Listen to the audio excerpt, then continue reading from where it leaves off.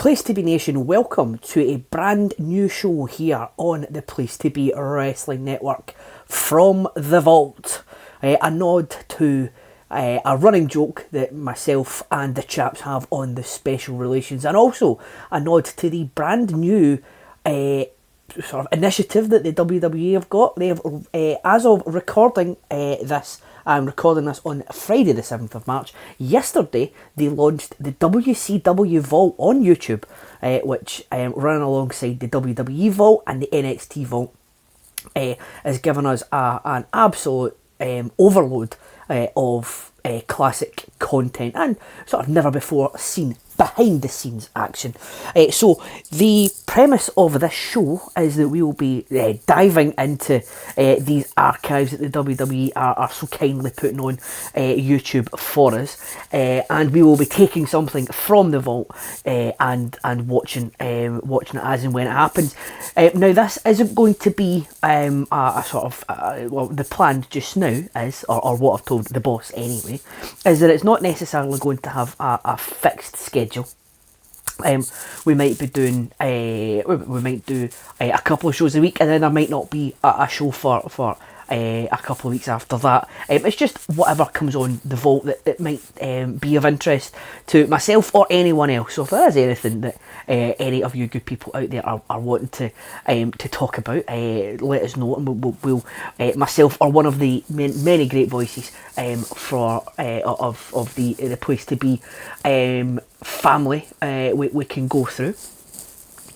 Please let us know, and we will accommodate accordingly. But for this one, we will be, or I will be, I'm riding solo for this one.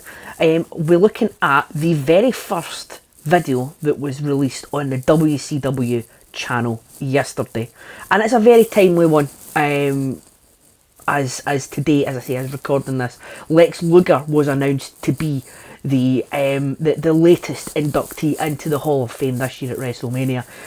So it's going to be the very first Nitro that we're watching. Now it is a bit. I think there's been a good few podcasts now on the channel that I've reviewed or live watched WCW Nitro episode number 1. But it is a classic show, one of the most important shows possibly in the history of professional wrestling. So, and of course, spoilers, Lex Luger does play quite an important part in it. So we'll take that in and celebrate the new podcast, the new offering on YouTube from the WWE as well, from the WCW channel. The YouTube link is in the show description. If you are watching this on the YouTube channel, when it comes out, open it up in a separate tab, please. Don't you know, opening it up in this tab will mean that the podcast ends for you, which we don't want. We don't want that to happen. But yes, so if you want to watch along, please feel free to do so. Now I am watching. Google's marketing has got me. I'm a premium subscriber, so I don't get any ads on this. So I'll be watching it 45 minutes through. I will not be offended if you have to pause. But as long as I'll not ramble on too much, so you can keep your place if you need to do all that sort of thing. So hopefully you've got it all up. I'm on the 00s just now, a completely blank screen, before we're going to hear that absolutely epic Nitro opening theme song. So we will start off the first episode of WCW Nitro on this brand new podcast in 3, 2, 1, play. So here we go. There is the dark street of the and there's the Hulkster there projected onto the side of a building. Vader, yes. Can't wait to see all those epic Vader moments on Nitro. This is still one of the favourite. Still gets the juices flowing for me. This intro. As we look over at Minneapolis, site of SummerSlam this year and WrestleMania next year, if I've got that correctly. As we're recording, SummerSlam 2025. There he is, the main man, Steve McMichael. legend of the sport, legend of two sports. Looking absolutely fantastic. I mean, I'm not going to tell him his fashion sense is a bit off. And fair play to Eric Bischoff. He's got Tony Schiavone on. The payroll, and he decides he's going to be the lead commentator for their brand new show going head to head with Raw. I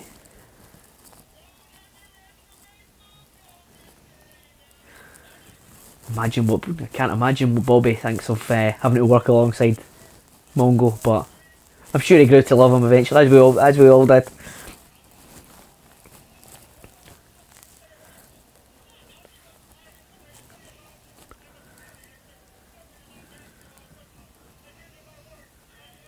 The Brain is again one of the all time greats as well. I don't think anyone would dispute that.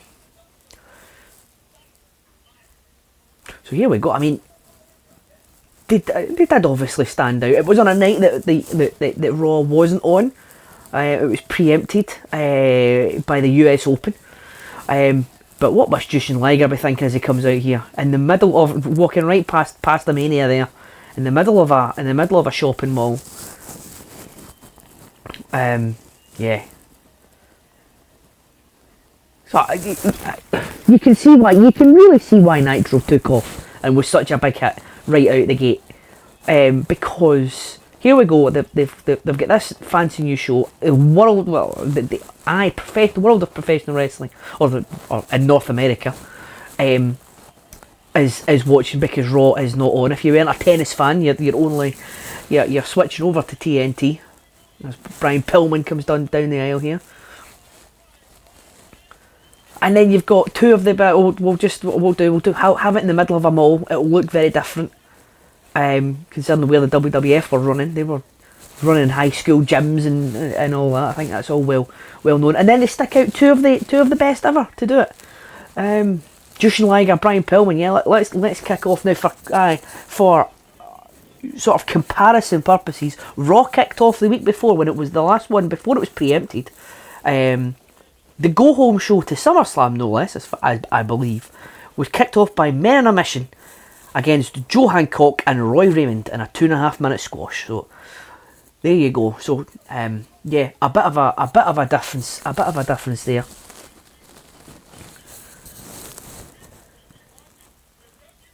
So you've got two of the best in the world, and wrestling a style that was not, even with Pillman having a few additional miles under his belt at this point. You've got to, wrestling a style that was very rarely seen in the WWF at the time, and two of the best to wrestle that style. Yes, it's quite the you're not in Kansas anymore if you've been watching the WWF all this time. It is also very smooth.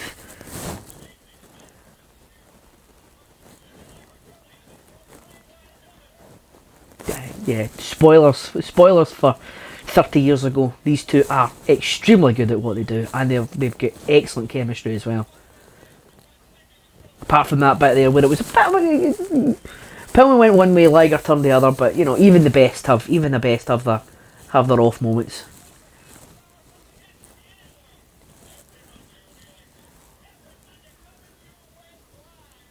So this is, as I say, this is a night that Raw is preempted. They've just had SummerSlam, and then this is September, so Fall Brawl is a couple of weeks away as well. So it's all heating up. There's a big, they will be building up to War Games later on in this one. I wonder if on these escalators going up, how many people were there for the wrestling, and how many people were just going about their afternoon, evenings shop. They want to go to Sears, and they're just going, what is happening down there? And they just see a man in a mask and a half naked man doing a well, it's not a surfboard. What do they call that move? I can't remember. I can't remember off the top of my head what it's called now. Not a surfboard.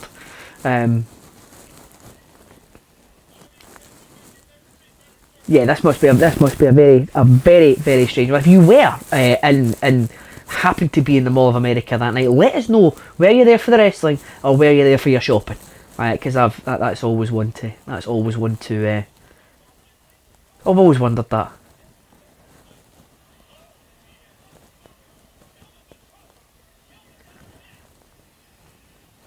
Oh, here we go. There we go. Nice scent on the outside.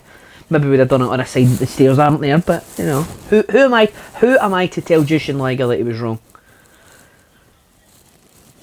I've never scent on anyone in or out of a ring.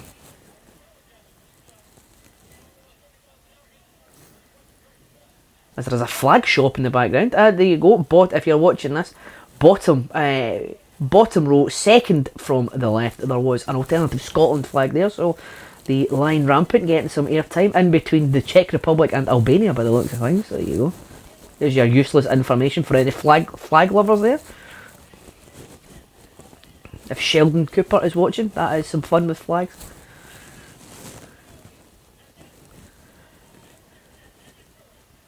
I'm talking nonsense about flags, and these two are having an excellent match in right in front of me here. Nick Patrick and his customary slow counts. I love just some crooked about him. Oh, it's Pillman's crotch there. Big groan from everybody in the Mall of America, from ringside back to the food court.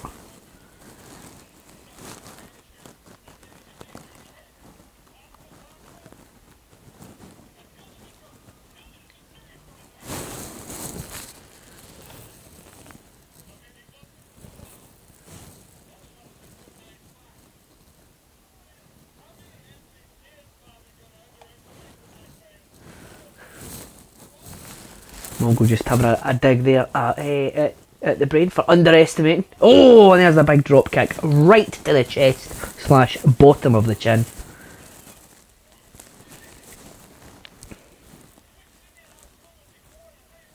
And this is just, if this didn't show you this didn't show you what WCW were all about. When they have everybody possible potentially watch, they've given themselves the maximum big power bomb. They've given themselves the biggest possible audience that they could, and have thrown Liger and Pillman out on free television as the first match on your brand new television show in prime time. It doesn't show that you mean business. Then, yeah, they're really swinging for the fences there. Big Hurricane ran off the top there.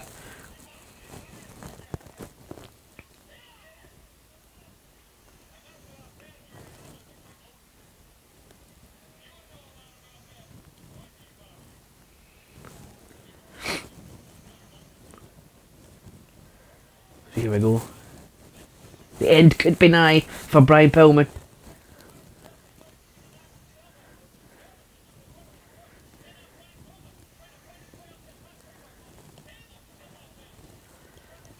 That was a DDT right to the horn on the top of the head.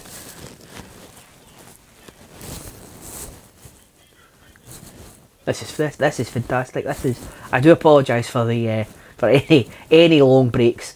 Or any long breaks in the commentary, because this is fantastic. Big roll up there, and there we have it. That is Brian Pillman wins the first ever match in WCW Nitro history, and he does it with not a hair out of place.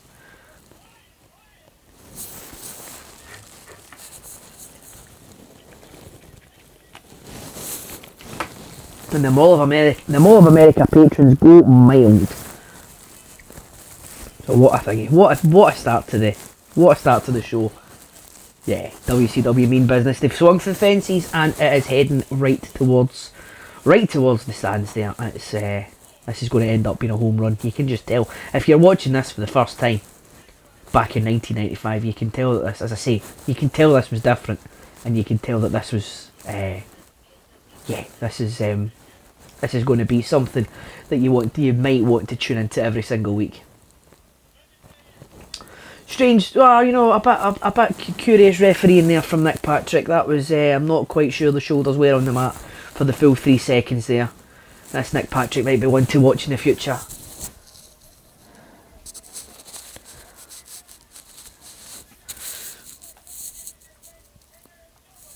There's a very purple looking Sting.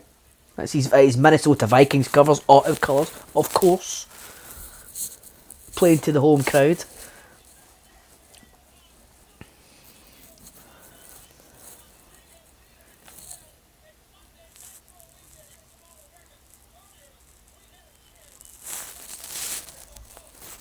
So be it. Away, we're going to send something to the back here, and it's going to be a Hogan interview by the sounds of things from Eric Bischoff. They are at Pastamania. Here we go. Again, anyone out there? Did anyone listening have go to Pastamania? Has anyone ever had a Pastamania?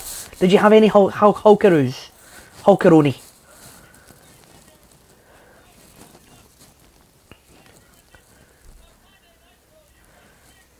If you did, was it nice?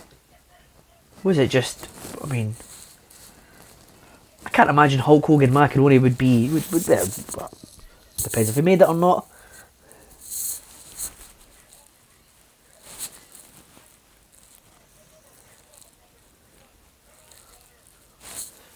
So yes, we're going to get Hulk Hogan and Big Bubba later on in the show. I mean, all these kids will obviously be there if they've managed to get served in Pastamania already.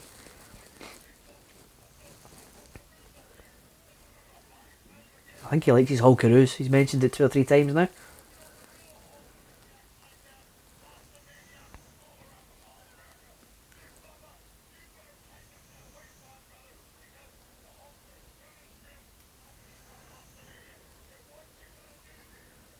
Would you be so? I certainly wouldn't be slim and trim if all I ate was pasta.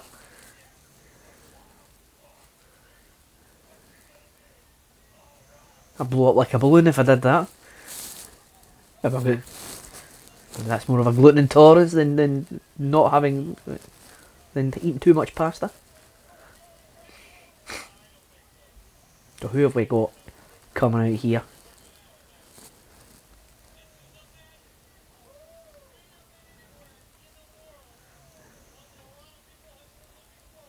So it's the Nature Boy. Yeah, so if Liger and Pillman wasn't enough for you, you're just about to get the Nature Boy and Sting. I mean, honestly.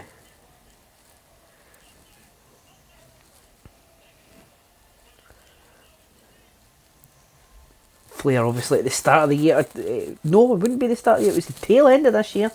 Or it might be ongoing just now. I can't remember my watching this in isolation. I can't really remember all the timelines. They obviously got the feud with Savage either just now or coming up, and that's just going to be some of his best stuff as well.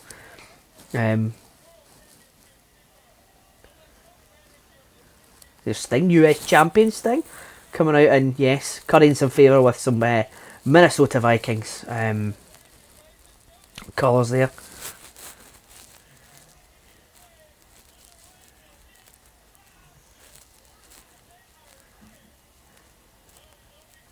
Casual crowd or die-hard crowd, Sting is massively popular.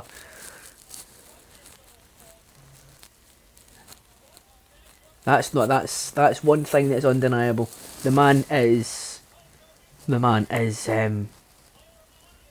universally loved. Now there he is.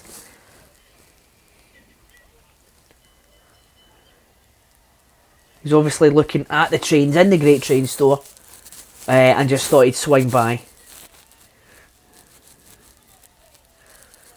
Future WWE Hall of Famer this year, class of 2025, Lex Luger. He's got his detractors in this, in in the place to be nation family, but Matsuza in particular.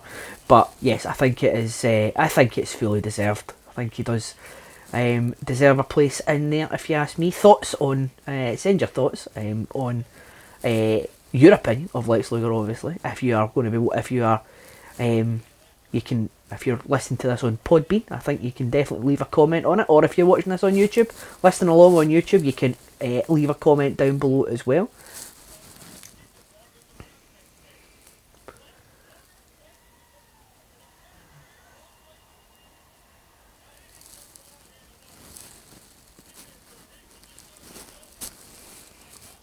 So Luger at this time, because he's just had his an interview with Chris Van Vliet, where he talked about this. He was the only on there. I think it's well known. He was on the handshake agreement with Vince McMahon to keep working for the WWF. He was only on the handshake agreement, and Bischoff told him that he could come in on one condition, that he didn't let anyone know and didn't work any notice. Didn't need a notice anyway, having no contract. But he said it didn't. He said it didn't sit right with him. Take that with a pinch of salt if you wish. But yes, another moment, and for all the great action that you do get on this show tonight, does this show have the impact it does going forward if that moment doesn't happen? It's certainly the most important moment possibly on one of the most important shows in wrestling history, especially at this point, because you're going to. This obviously leads to the first boom period since Hogan's popularity back in the 80s. So yeah. Lex Luger definitely, yeah. That for that alone deserves his place in the Hall of Fame.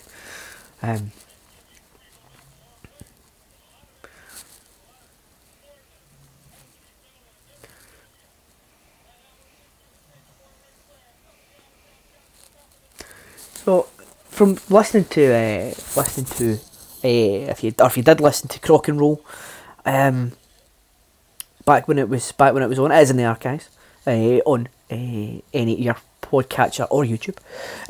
But if you did listen to that, sometimes you'll hear that I had a criticism of Ric Flair. That a lot of his numbers it was Flair match by numbers. As we see the possibly the fourth, possibly the fifth body press there from Sting. Oh, there you go, right on the top rope. Is that not a disqualification? Come on now. So a bit of poor refereeing in here. This show must trigger Logan with all the poor refereeing. But yes, back to the Crock and Roll point I was making there. Sometimes my criticism of Ric Flair was that you did have Flair match by numbers, and they were all pretty much the same. Don't remember seeing the body press back into the ring in many Flair matches, but and then. So yes, you can have a Flair match by numbers, and you can have a Flair and Sting match certainly by numbers, but you can't. It doesn't necessarily mean it's a bad thing, because Ric Flair has had his fair share of good matches over the years. Not the one against Wahoo McDaniel that we did cover on Crock and Roll, and Flair Sting. That just it goes without saying that those guys have had great matches over the years as well. Obviously a nice bookend that this one happens on this show, and it's the last WCW match ever, or the last new WCW match ever.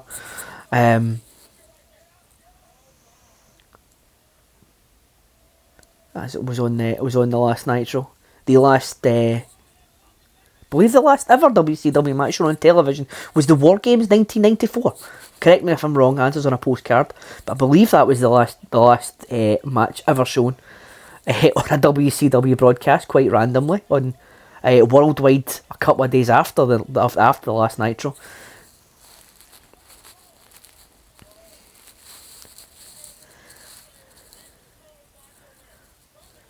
And here we go. There is body press number 7. Oh, the The manly men keep coming. Here comes Double A. A man who was born looking 40 and still looks 40. When Crock and Roll, we were watching Jim Crockett Promotions from 1985. That was like 10 years before. Arn Anderson looks exactly the same in our first episode of Crock and Roll as he does in the first episode of Nitro here.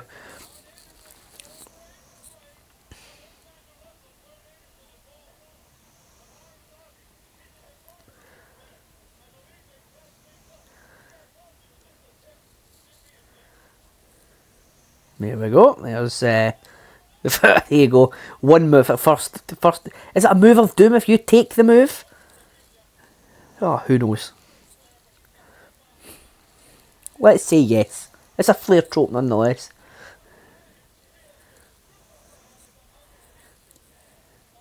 Mongo is stupefied by all the action. Yes, so Mongoism there.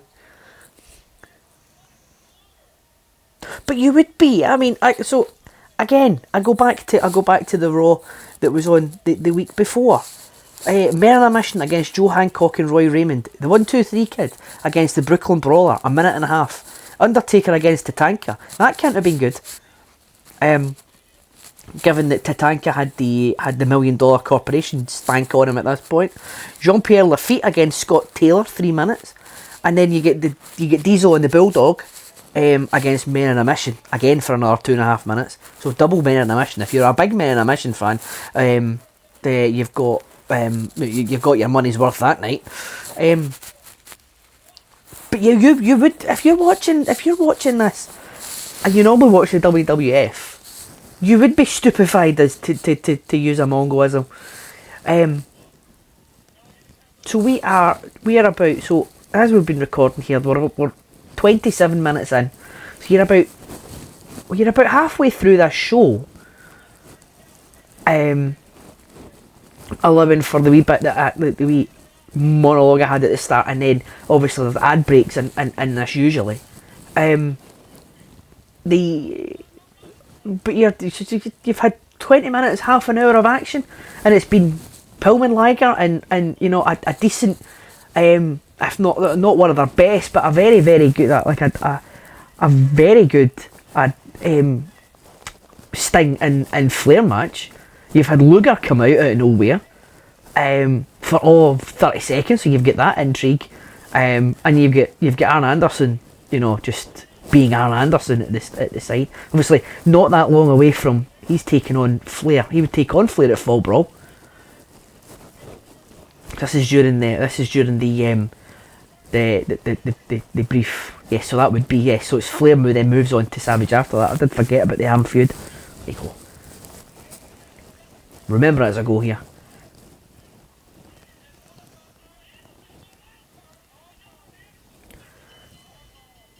So Flair disqualified there for using the ropes. Finally, a bit of refereeing common sense.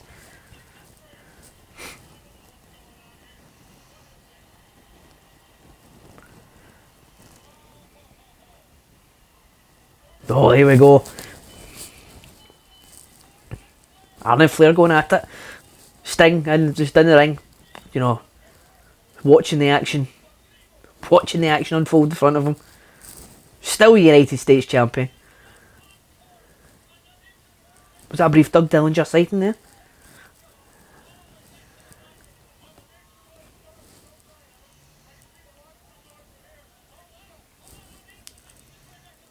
When I grow up, I want to be Arn Anderson. Got to get the jacket back. Got to get the jacket back, considering he's not wearing a t-shirt underneath it. Oh, it's Scott Norton. Speaking of manly men.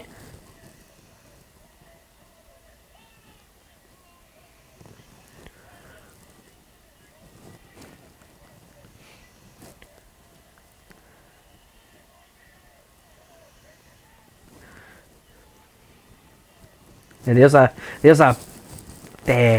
big beefy men slapping meat match right there. Norton against Mongo. It wouldn't be a technical classic, but it would be fantastic. And here comes the Macho Man.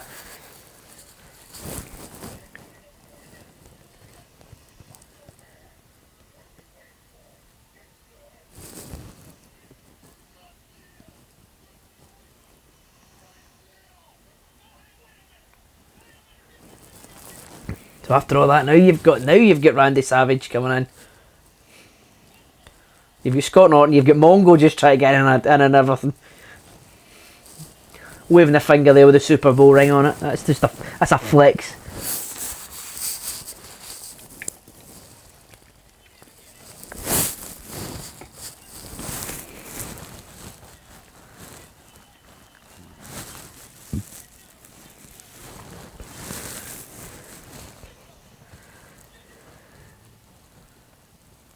So here we go. Oh, this is something I don't remember from watching it before. This is a Sabu vignette. So here we go. So Sabu's in WCW for a cup of coffee around this time. I know so is this him just coming in? He does perform. I know he's at Halloween Havoc. Let's see. Showing you all the good bits. Trying to put somebody through a table. That's a hell of something to put in your vignette for your new superstar. Getting your new superstar free agent signing, him trying to do a moonsault through a table and the moonsault doesn't budge.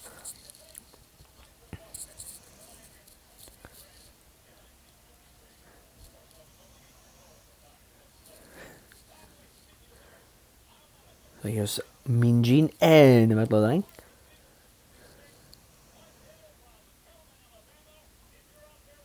With the Harley Davidson sweepstakes, even at this point, we're getting in with Harley Davidson.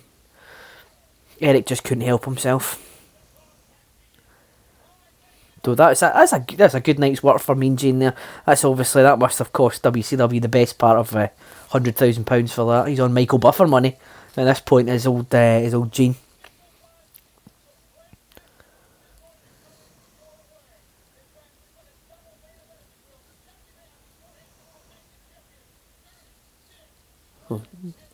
Johnny B. Bad and Dick Slater, Sting and Randy Savage. One of these things is not like the other. Double main event. Have you got Sting and Randy Savage? Excellent. Johnny B. Bad and Dick Slater. Is it really up? Is it really a double main event at that point?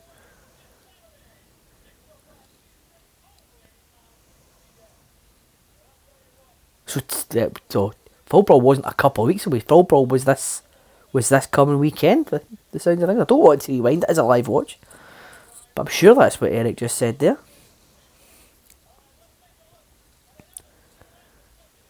So who's the new athlete that we're going to be seeing here? Oh, yes, from Sabu to a former taxman.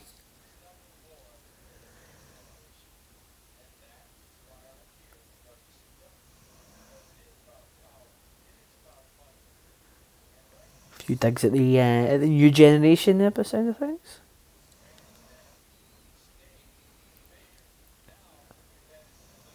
I mean, as a gimmick, but he became a very, very rich man for working for WCW and boring the ever-loving shit out of a lot of people.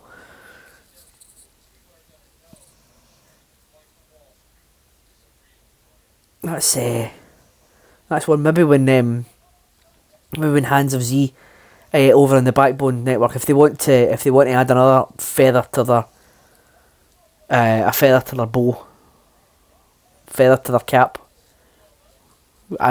If they want to add another bit, they can always do the Mike Rotundo retrospective. I'd him to it. Boring Hands of Z, they could call it.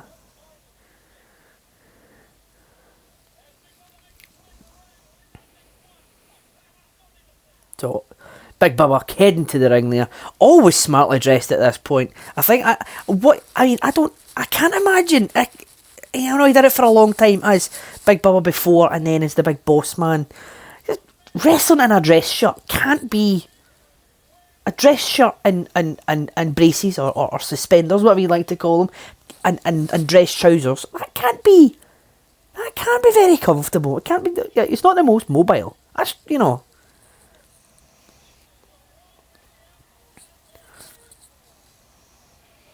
As comes the heavyweight champion of the world coming out. I mean, was the act a bit stale? Yes, but look at the crowd. And if it's a lot of casuals, they're going to recognise Hulk Hogan, but he is still popular enough that you could probably justify the contract. You could probably justify him being the world champion. Obviously, there are bigger and better things to come for even Hulk Hogan. Very well, and the future, not too distant enough, not too distant. It does give him time, and again, it probably helped that the another 10 months made the act a bit more stale. He became a lot less palatable, and yeah. But yeah, still, I mean, there is still an argument there. You can see why they did it. Very marketable, past the Mania and all that. So, and these guys have had some good matches in the past as well. So, and again, if you are looking for, so you've had the light heavyweight cruiserweight action. You've had the WCW stalwarts and Sting and Flair, and now you've got, if you're a lapsed fan of the WWF, or you're a WWF fan here, you've got your match for them going, oh, I remember these two guys from back in the day. I mean, they are 5 years, 5-6 years removed from when they were having their feud in the WWF, but nonetheless, you've seen these two guys hook up before, so yeah, it might be something for everyone. They are trying to catch a lot of people. Oh, but almost a bit of mild athleticism there from Hogan with the drop down. Yes, slick back that bald head there, so that's thingy. Slicking back the hair there. It's non-existent. Fair play to you, sir, for keeping the pretense up.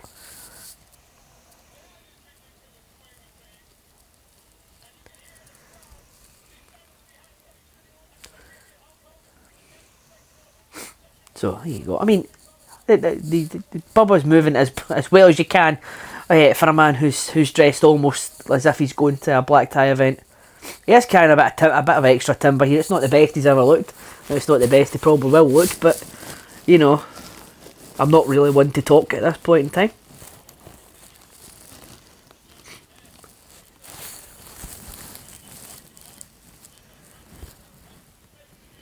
So this is not going to be a technical classic. It is, but it's doing the job. It's certainly doing the job it's intended on doing.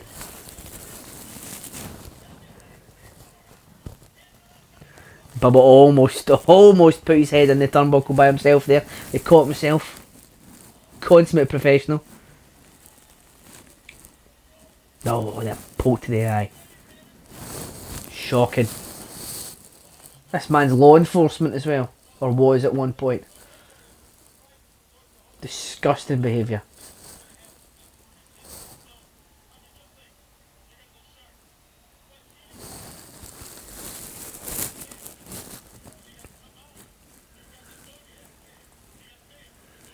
Oh, the Zodiac was working through the still in the Dungeon of Doom is looming large. Yes, we're mere days away from the Hulkamaniacs in the Dungeon of Doom Fall Brawl.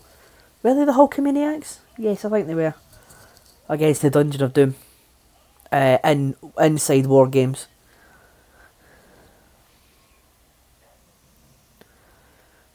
Excellent stooge in there from Big Bubba.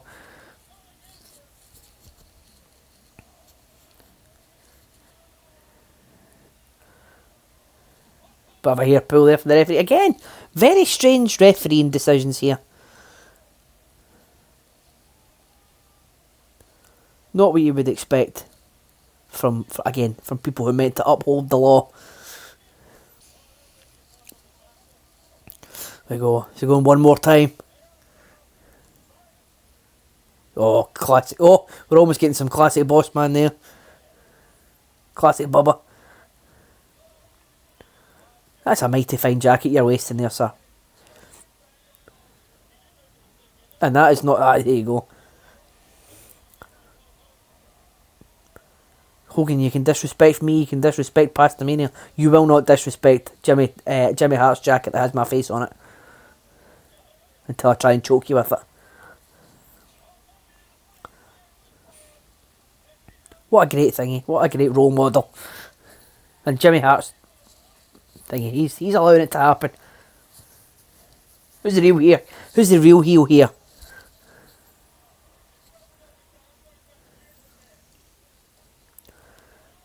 And most occasions, to be honest, the real heel is always Hulk Hogan.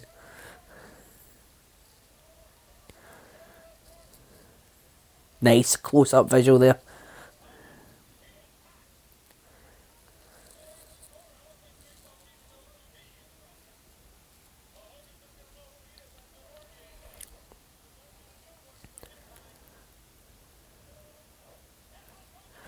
This match, to be fair, has not been too bad at all. I've seen worse Hogan matches. And it's still fairly rare to see a Hulk Hogan match on free-to-air television.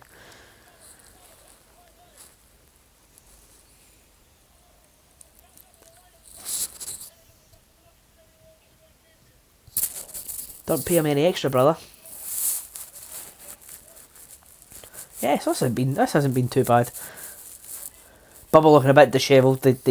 That's a very, very deep V he's got now on the shirt. I mean, it's almost a non-existent V now. It's that deep. But that's a look that I've had many a time on a night out.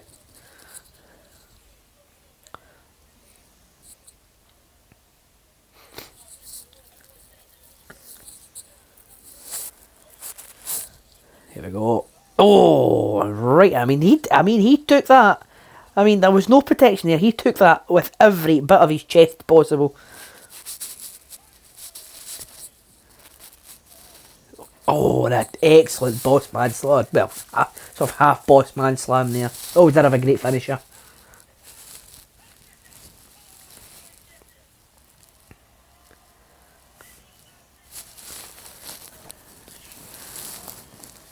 Oh, here we go.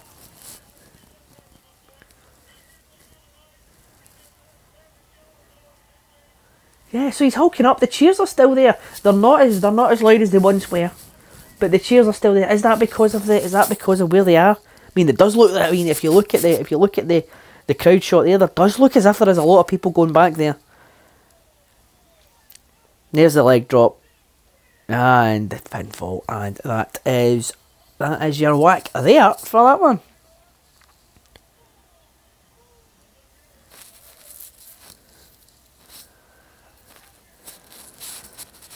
And the crowd is that, yes. All the Hulkamaniacs, all the Pastamaniacs are loving life here.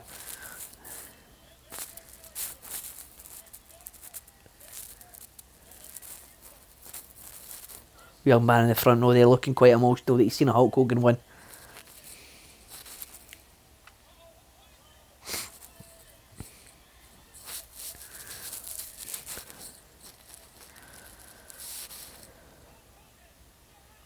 So here we go, and there is again another soon-to-be WWE Hall of Famer class of 2025, the Shark.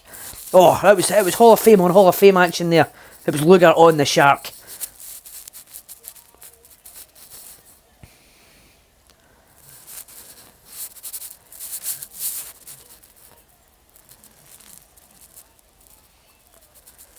It's a very puffy shirt that Luger's got there, and I mean that is a look. We've got a mullet, we've got a puffy shirt.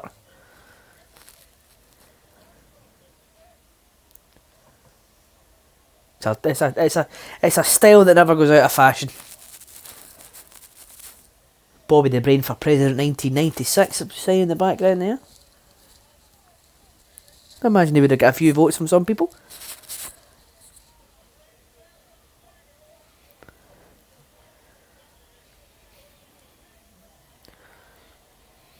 So there you go, Luger, who hadn't been used post WrestleMania 10, been used as a bit of a mid-card act.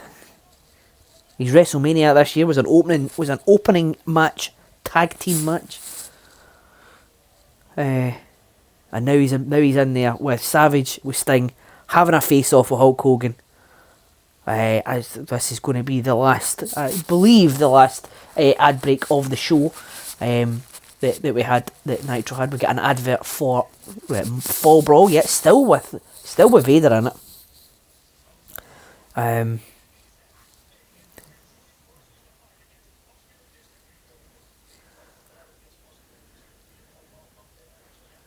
Obviously a charity one for to fight muscular dystrophy is always always a good cause there.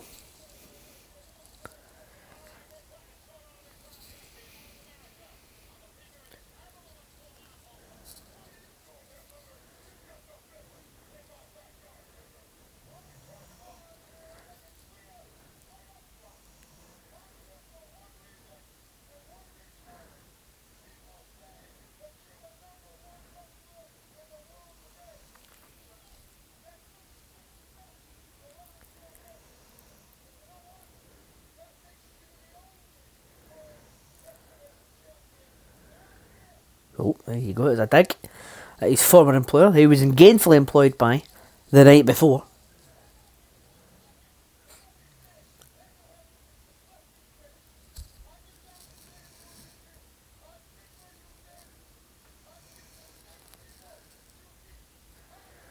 I've beaten the same people you've beaten by count out.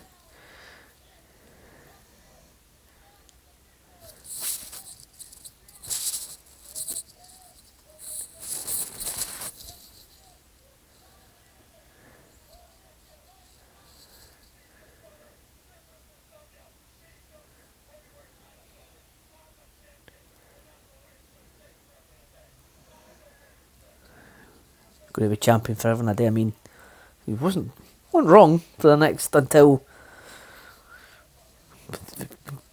the Georgia Dome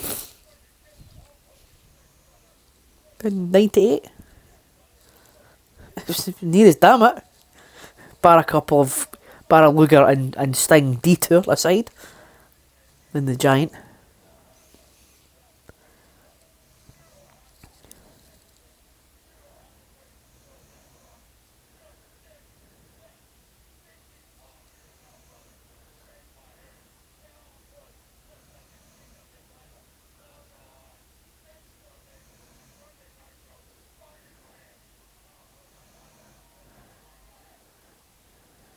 So there you go.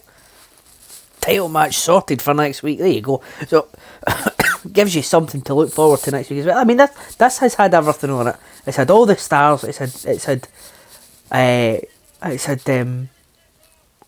like different, a variety of different matches.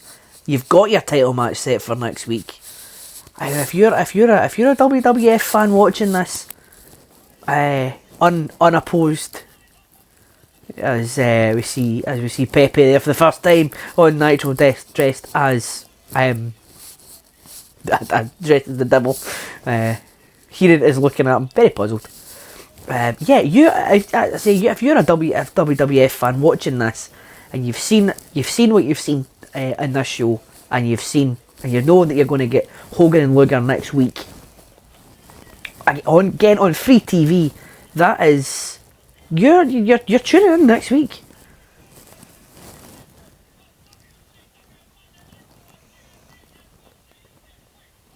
And that is it. So WCW Nitro, first ever WCW Nitro, is in the books there. Yeah, I think that was, I don't think you can watch that and think it was anything but a rousing success. If you want to watch more, there is, the second episode is on the WCW Vault as well, so you can continue going on for that. We might be looking at that at some point down the line. Everything that's on the 3 Vault channels, as we said at the start, is in play. The WWE Vault, the NXT Vault, and the WCW Vault. Hopefully there's going to be more coming, because they have got an absolute plethora of stuff, as we know from the good old days of the WWE Network. Not quite on Netflix over here yet. Those who are in, those of you listening from the States obviously still get the goodness through Peacock. But the more stuff that we can find is always going to be excellent.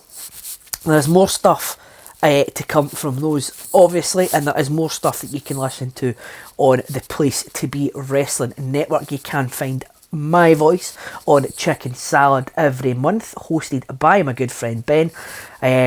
We have just recorded, and it's just out, our February episode, St. Valentine's Day Massacre, for episode 51. We do know what episode 52 is going to be. For the first time ever, we're going back to back. We're going to be doing WrestleMania 15, so watch for that one coming out at some point in March, possibly early April.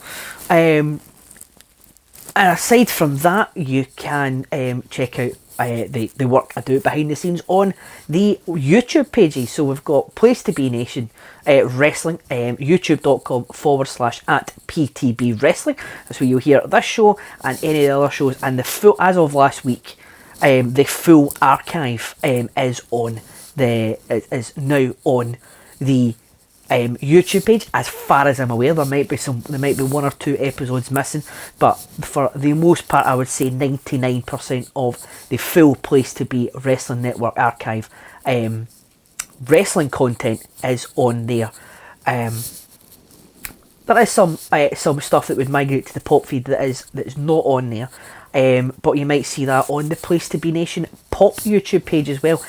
The Place to Be Nation Pop, Place to Be Nation Pop YouTube page, youtube.com/@PTB Pop Experience. I believe PTB Pop Experience at PT. Start again, Calum. The youtube.com/@PTB Pop Experience, and you can get, that's just a new channel. We've just got that up and running, but there is a good catalogue of pods on there so far. And there is just a wee bit further down the hall, there's the Backbone Wrestling YouTube page as well, youtube.com/@Backbone Wrestling. The full archive is up there, as well as the new podcast dropping a couple of times a week. I'm not involved in it, but also check out the youtube.com/North Pod Network. I believe I can never remember that one. The North South, check out the North South Connection. It's in the description on YouTube anyway, but check out the North South Connection YouTube page and podcast network on all your podcatcher apps and on there as well. They're putting out great stuff every day as well.